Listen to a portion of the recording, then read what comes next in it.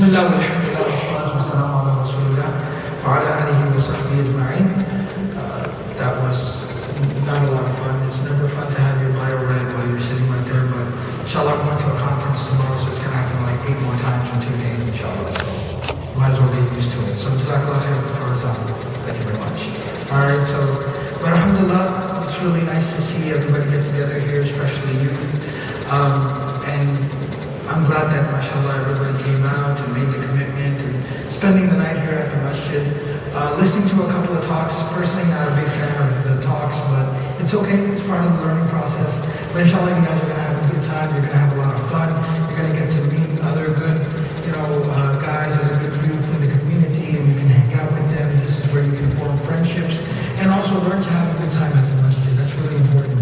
I'm kind of an old guy now, but when I did grow up in Arlington, growing up, part of what made me want to be at the masjid later on in life, or what makes me want to go back to the masjid now, is the fact that I used to have fun at the masjid when I was a young guy. When I was a young kid, like your age, I used to have a lot of fun at the masjid. I would come there, I knew a couple of other guys, I would hang out with them. Maybe sometimes we'd listen to a little talk like this. We'd have snacks or food at the masjid. We'd play ball at the masjid for hours and hours. And that made me want to be at the masjid more and more and more, because I had a good time whenever I was there. So inshallah, this is a really valuable experience. So I would really benefit from tonight. You need to get out of your head. And what that means is that sometimes you can psych yourself out. You can kind of get in your own head. You can be like, oh, this is lame. We're at the masjid. It's so boring. My dad made me come here. My mom made me come here. I'm going to hang out with these guys. This guy's like that. He's like that. You need to get out of that. Get that out of your head. You need to just decide you're going to have a good time. And if you decide you're going to have a good time, you will have a good time. I can promise you'll have a good time. The guys that I ended up hanging out with at the masjid were not the kind of guys that I used to hang out with at school. Very, very honestly. I was the cool kid at school. I'll just say it. You're not supposed to lie in the masjid. So I was the cool kid at school. Alright, but when I started going to the masjid, the guys that I would hang out at the masjid weren't normally the kind of guys I would hang out with at school. So I started thinking like, man, I want to hang out with these guys. They look not so cool, whatever. But then what ended up happening was I got over myself. I decided, you know what, since I'm here, I'm going to enjoy myself, I'm going to have a good time. And I did start, I just let loose. I said, forget about it. Who's who and where they're from, or what school they go to, and what kind of clothes they wear, what shoes they're wearing, and how well they play. I don't care about that stuff. I was just going to have a good time. And I started having a good time. And now that I'm a really, really old guy, all these years later, the guys that I ended up becoming friends with at the masjid are the ones that are my friends till today. Those are my homies, those are my buddies, those are the people that I hang out with today. Not the guys that I was hanging out with at school. So you end up learning a lot. And you end up benefiting a lot from the masjid, more than you realize. So inshallah, you're here for a really awesome program. Enjoy yourself. Have a good time. Second thing, and I'm talking to you as an older guy, as an imam, I'm telling you, having been an imam and I'm the president of another masjid, and I've been the imam of a masjid, I'm going to tell you something very honestly. Again, I came here to be honest with you guys because I know you appreciate it. On the administration side of the masjid, like imam and board and committee and president, we are always very nervous about these type of programs. Like if you guys end up having a lot of fun tonight, you need to understand that this type of stuff can make us very nervous. Because we have to worry about whether people are going to be safe or not, whether the masjid is going to be taken care of or not. Like if you guys have a great time but there's 8 holes in the wall tomorrow morning, as far as I'm concerned, that wasn't worth the trouble. Like that's how we feel. We're adults. So we got to take care of the masjid. We got to make sure everybody's safe. We got to make sure nothing bad happens. Nobody gets hurt. Nobody gets injured. We have to make sure of those things. So the second thing is I want you to have a good time. And I also want you to be smart. I want you to be sensible. I want you to, and I don't want to say this because it sounds like the opposite of having fun, so I don't want to contradict myself, but I want to say basically behave yourselves. But then somehow we see that as being the opposite of having fun, right? But you know what? Sometimes it's possible to have fun and not destroy things at the same time. That's possible. I know it doesn't seem like it's possible today, but you'll eventually realize that it's possible. So I want you to keep that in mind. Basically, treat the masjid like you would treat your own stuff. For the majority of you. Alright, the vast majority of you. If you have a PS3, would you kick it? Like I said, would you use your PS3 as a soccer ball? No, you wouldn't. So when you come across the microphone in the masjid, don't kick it. Just treat it like you would treat your own electronic stuff. Treat the property of the masjid like you would treat your own personal room. Like you wouldn't break stuff. So don't break stuff at the masjid. And what will happen because of that? When this program's over, and if you did really enjoy yourself and you did have a good time, the next time you want to have a program like this, so you had such a good time that you go to Brother Farzan afterwards, maybe the next day or the next week, or 2 weeks later you go to Brother Farzan and you're like, when are we going to have another all-nighter at the masjid? Because that was lots of fun. Alright? And my other friends want to come the next time we have an all-nighter at the masjid.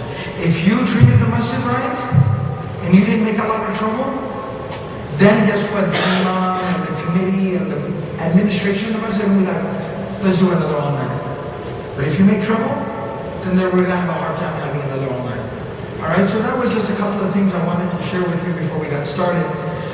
What I wanted to talk to you guys today was about realizing all the blessings that you have. Being grateful. Gratitude. Being thankful, being grateful, and realizing all the blessings you have in your life.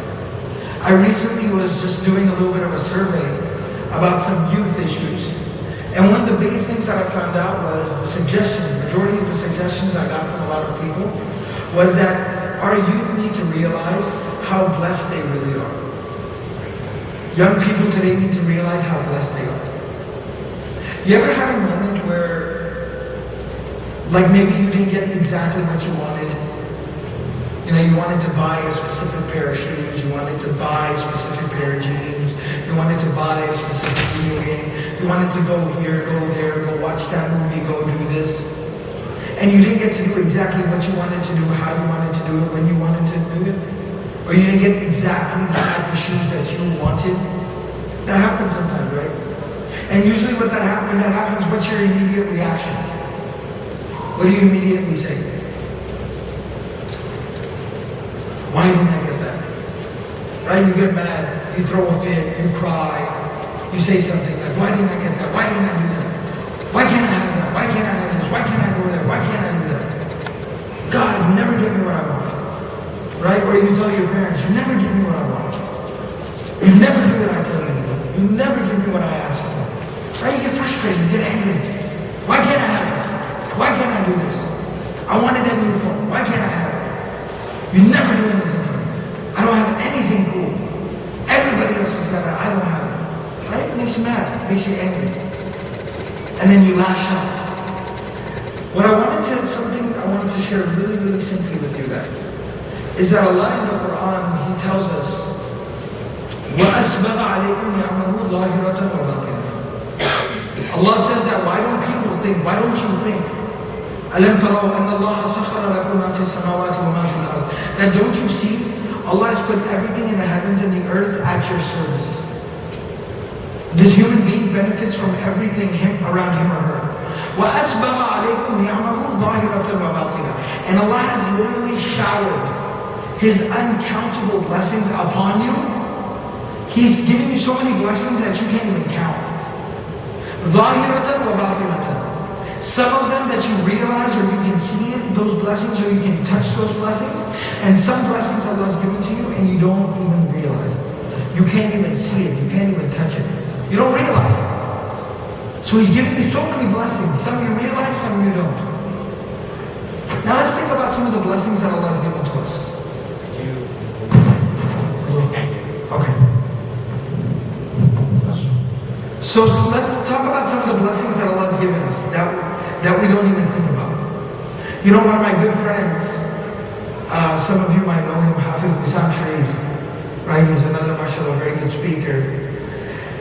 Hafiz Wissam, 2 weeks ago or 3 weeks ago, he attended a program. He attended a conference in Atlanta. And by the way, most of you, those of you, who knows who Wissam Sheikh is? Some of you? Alright, some of you know.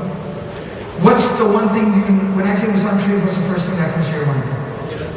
Right. There we go. He has a super awesome voice, doesn't he, mashallah? Very, very awesome voice, mashallah. All right, he's going to be at that conference. He's got to speak tomorrow, so say mashallah. All right, don't want him to lose his voice. All right, he has a baller voice, mashallah. All right. But guess what? He was at a conference with a couple of hundred people, but his voice didn't make a difference there. It had no impact. When he started reciting, or if he recited, it had no impact. You know why? It was a conference for deaf Muslims. It was a conference for deaf Muslims. Every single person in the room could not hear. Did not have the ability to hear anything. So when Musab Sharif is standing on a microphone and he's reading, and we're like, wow, that dude reads nice, right? Like, wow, I'm gonna go search him on YouTube, right? When he's reading, they hear nothing. They can't hear. When people talk to them, they can't hear. They've never heard a sound in their entire life. Nothing. Deaf. One time I taught a class, and a sister attended the class. Whole weekend. It was the class about prayer. She attended the entire weekend, the entire class, except when she was walking into the class, she had a walking stick and she had to kind of find her way through the class. She was blind. Couldn't see. Has never seen anything in her entire life. Blind, completely. Has never seen the sky, never seen trees, never seen the ocean, never seen her parents' face. She's never seen colors. She doesn't know what anything looks like. Never seen anything. And she sat in the class, and in my class I give all the students a handout, a packet. So while I'm explaining the prayer to them, they can look at that and they can follow along in class. Instead of the packet, I gave her a file, the file of the packet on a USB. And she had a special machine, kind of like a laptop, a cross between a laptop and a typewriter kind of thing. And she plugged that flash drive into that machine, and then this little started rolling, the machine started rolling, and it was Braille.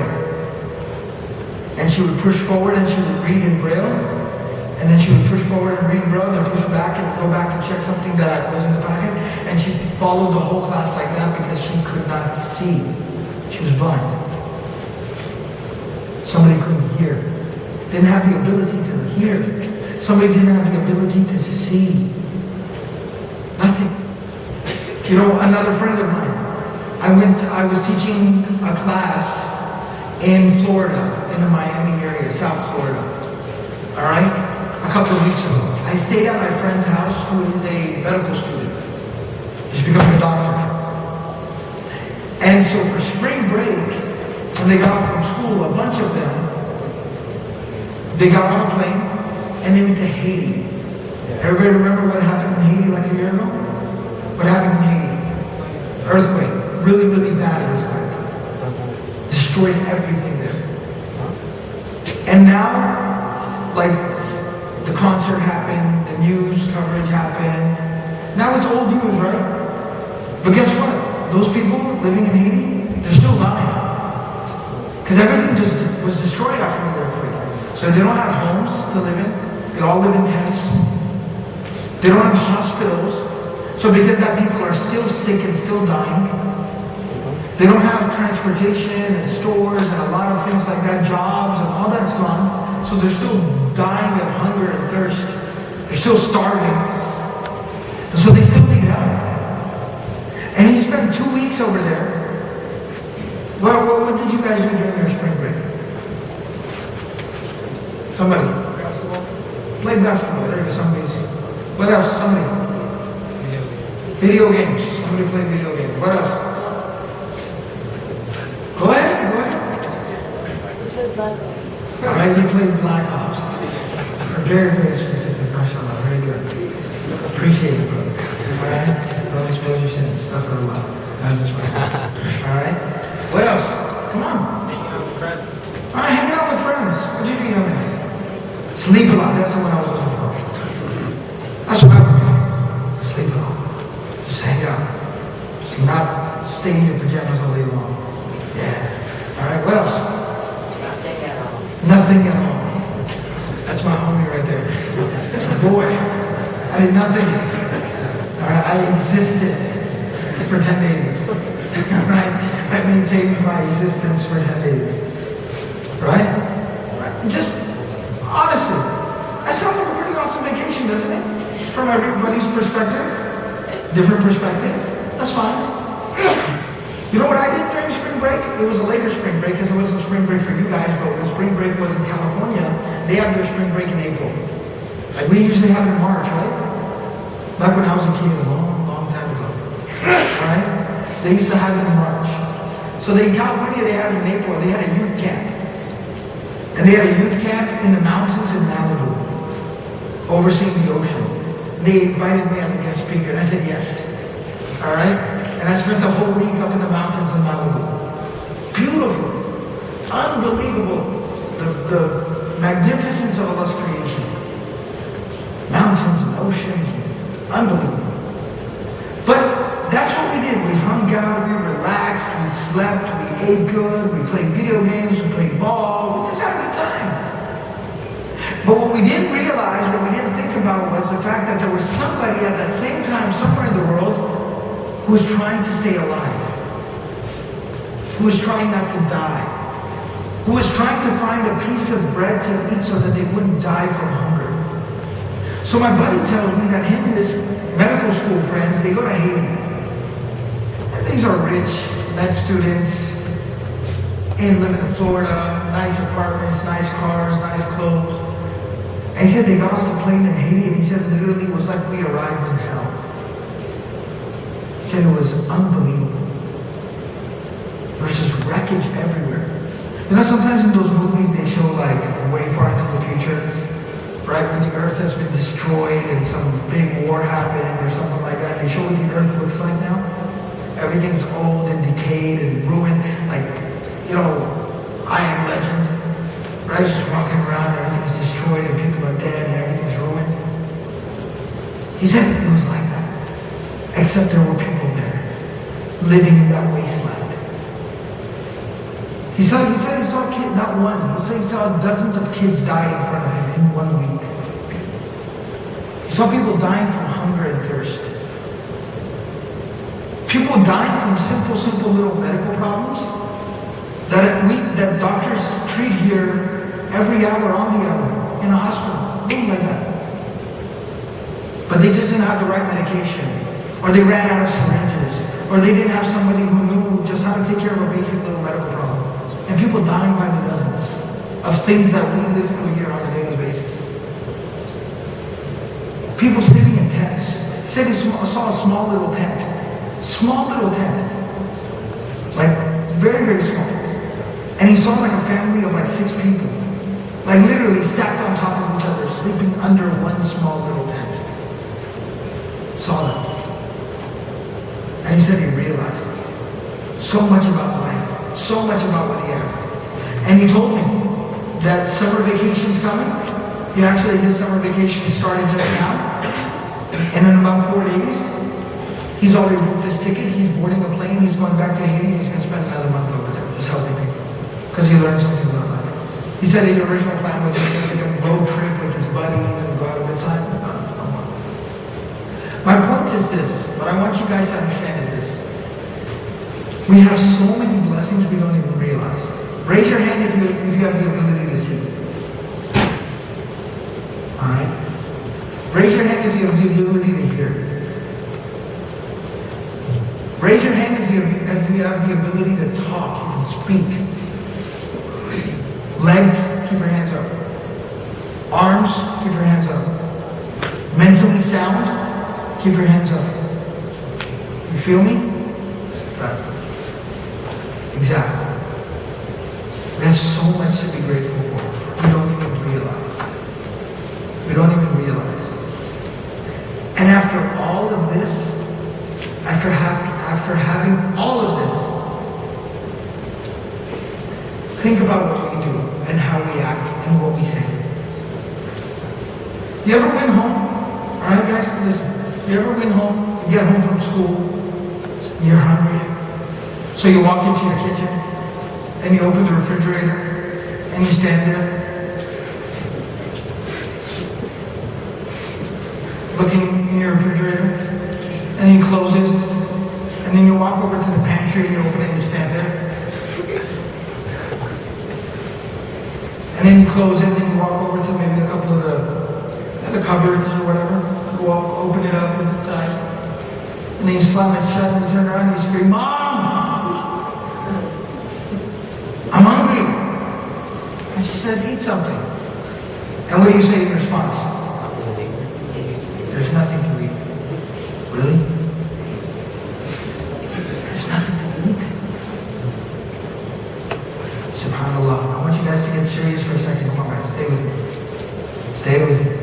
Alright, you guys have the attention span of a squirrel. Alright, come on, stay with me. Alright? There's nothing to eat. You have a refrigerator full of food. You have a pantry full of food. You have more cupboards full of food. And raise your hand if you have an extra freezer in the garage. You feel me? Nothing to eat. You have enough food in your house, in a place like Haiti, in a place like Afghanistan, in a place like Iraq, or what are some of the other places that are struggling right now? Where was another natural disaster recently? Japan. You have enough food in your house to feed maybe 24 families there for like a month. You know that jar of peanut butter? That is the most untempting thing in the world. Like you want nothing to do with that one jar of peanut butter that you want nothing to do with. That one jar of peanut butter, a family would cry and beg you for that jar of peanut butter. A family. If you gave that half a jar of peanut butter, half-eaten jar of peanut butter to a family in some of these parts of the world, if you gave it to them, they would cry and say thank you. They would name their next child after you. Because you kept us alive for a week. We would have died. You kept us alive for another week. I'm being very serious. Like a plain piece of bread, that is a person's food for an entire day. One slice of bread with nothing on it. Like, do you ever just sit there and just eat a plain piece of bread? And be like, Alhamdulillah. No. Where's the Nutella? And your mom says it ran out. What? You need to go to the grocery store now. Me, Nutella, right? There are people in this world that if you gave them that one plain piece of bread, they would cry, they would say Alhamdulillah, and they would eat that all day long. And that would be maybe the best day that they've had all year. That'd be Eid for them. That'd be a holiday for them. That'd be their birthday. Because they got a piece of bread. I mean, real serious. Let me share something else. At the end of this session, I'll tell you more about it. But, oh my goodness. SubhanAllah. Somebody just walked in here with a Heat jersey on. Don't make me tell just a second. Young man, I just want you to know you just hurt my feelings. Like very, very much so. By the way, Mavs fan, raise your hand if you're a Mavs fan. Hey, let me tell you something about you. Let me tell you kids something, alright? You guys are not Mavs fans, alright? No, you're not. Let me tell you something. Hold on. Let me tell you about being a Mavs fan. Alright? You guys have gotten to be Mavs fan during the Dirk Nowitzki era. Alright? Which basically, like, it's been winning majority of the time. I was a Mavs fan, like, I think it was 1993, 92? Exactly. That's my point, young man. Alright? And there was a year, I think it was 92 or 93, the Mavs won 13 games in a season. 14. There was 11 games. There was 11 games. I blocked it out. It was was really, really bad. It tied the record for the least amount of games won in a season. It was horrible, man. It was really, really bad. So this is a very special time for someone like me. Alright, so I really appreciate what you just did, man. I like you. I love you for the sake of Allah. Alright? So, see, that's where that hadith applies. I have to be nice to even him now because he's wearing a jersey. Why? Because you know Allah's name. Alright? But anyway, we're talking about something serious. Let me get back on track. Alright? We're talking about blessings and being grateful. Blessings and being grateful. The next time you feel like you want to complain about something, you just didn't get what you wanted. You want to complain, you want to cry, you want to say something bad, grab your tongue. Don't say a word negative. Don't say a negative word. Hold your tongue, and at that time count 3 blessings of Allah that you have in your life. And mashallah, you guys named some amazing blessings. Can you see? Yeah, check. Yes. Can you walk? Check. Can you use your arms? Check. Do all your internal organs work? Yes. Do you have heart problems? No. That's another blessing. Do you have the ability to think like you are mentally sound? Allah did not make you mentally disabled? Yes. Then thank Allah. He did not make you that way. You have so many blessings of Allah. And then so many more. I asked you about school. You have the ability to go to school as much as you don't like going to school. You have the ability to get an education. You know how to read and write.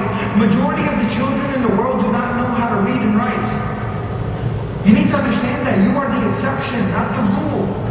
You are the minority, not the majority. Majority of the children in the world do not get to learn how to read and write. They don't know. They don't know how to write their own name properly. They don't know.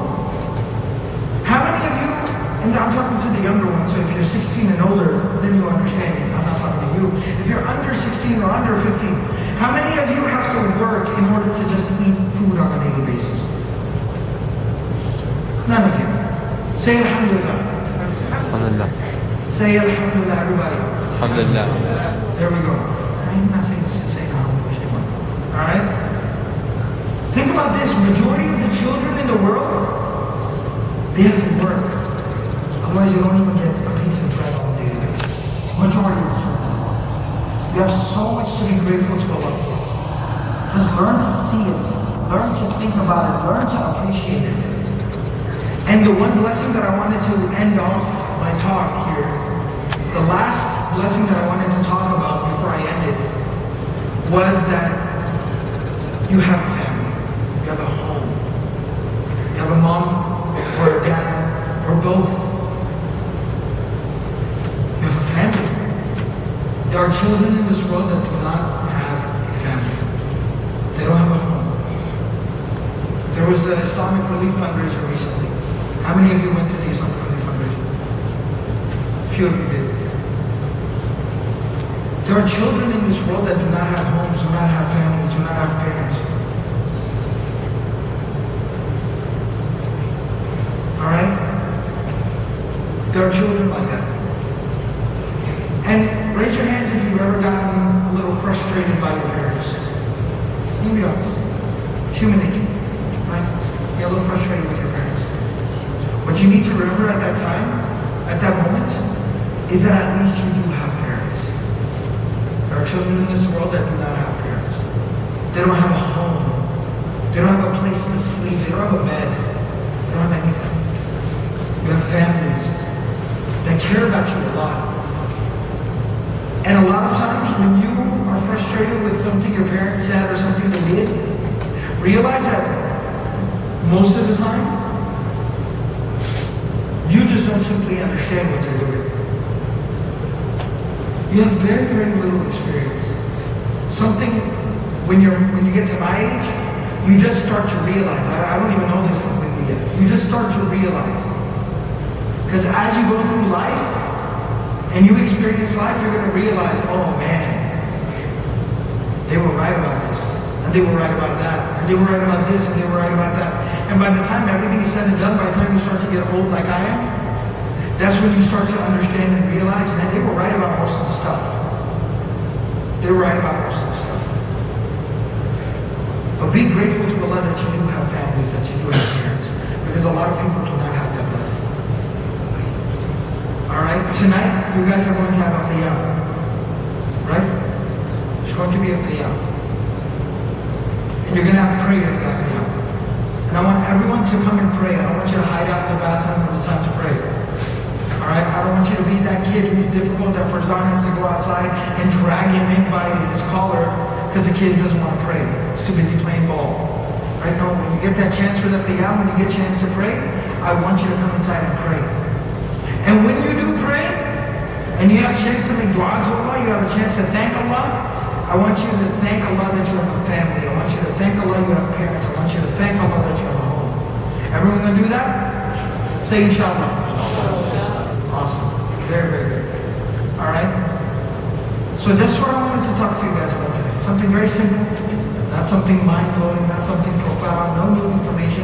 Stuff you already know. But something that we all forget about. We all know this, but we need to be reminded sometimes. We need to be reminded sometimes. Be thankful, be grateful for everything Allah has given you. Because you got a lot. You have a lot. So be thankful and be grateful to Allah for that. Alright? Finally, at the end, I think they're going to have a Q&A, inshallah. So I'm going to let them start the Q&A. At the end, I wanted to tell you guys, especially how many of you are in high school? Raise your hand if you're in high school. Okay, a lot of you, mashallah, about half of you. The ones that are in high school, I want you to check out Brother Ali's videos. I want you to check out Brother Ali's videos, okay? If you go to YouTube, you can ask him about it later, but if you go to YouTube and you search Press Play Plano, what are you going to search, everyone? Press Play Plano. Alright, they're videos made at Brother Ali's high school, alright, that he made talking to other high schoolers about some of the problems at high school, some of the things that go on at high school. I'm not going to tell you more than that, because actually I'll make them sound cool. Just go and check out the videos. You'll like them, you'll enjoy them, inshallah. Alright? Very good. I'm going to let them, inshallah, start the Q&A.